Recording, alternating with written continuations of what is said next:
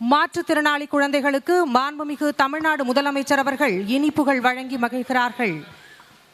Ladies and gentlemen, the Honorable Chief Minister of Tamil Nadu is now distributing sweets to the differently abled children.